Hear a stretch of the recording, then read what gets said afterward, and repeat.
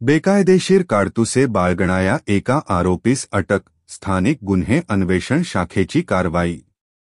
आगामी निवडणुकीच्या पार्श्वभूमीवर कोल्हापूर जिल्ह्यात बेकायदेशीर अग्निशस्त्रे व काडतुसे बाळगणाऱ्या व्यक्तींवर कडक कारवाई सुरू असून स्थानिक गुन्हे अन्वेषण शाखेने आज केलेल्या कारवाईत एका व्यक्तीस अटक करून 20 जिवंत काडतुसे जप्त केली आहे।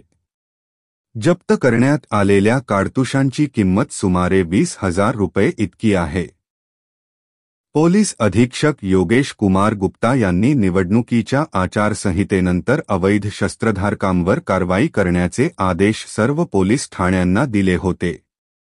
त्यानुसार स्थानिक गुन्हे अन्वेषण शाखेचे पोलीस निरीक्षक रवींद्र कळमकर यांनी वेगवेगळ्या पथकांची निर्मिती करून तपास मोहीम सुरू केली।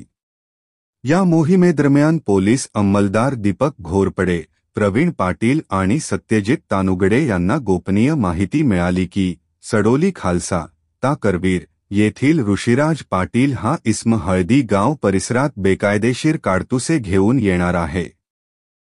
या माहितीनुसार पोलीस उपनिरीक्षक शेष मोरे यांच्या नेतृत्वाखालील पथकाने कोल्हापूर राधानगरी रोडवरील हॉटेल गोकुळ येथे सापळा रचला।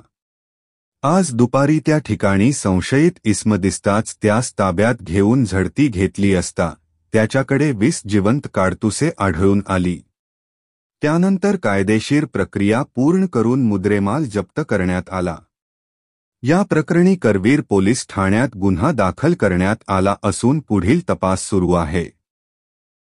ही कारवाई पोलीस अधीक्षक योगेश कुमार गुप्ता यांच्या मार्गदर्शनाखाली पोलीस निरीक्षक रवींद्र कळमकर, उपनिरीक्षक शेष मोरे, अतिश म्हेत्रे तसेच अंमलदार सुरेश पाटील, सतीश सूर्यवंशी, राजेंद्र ताटे, सुशील पाटील आणि सागर चौगले यांच्या पथकाने यशस्वीरित्या केली।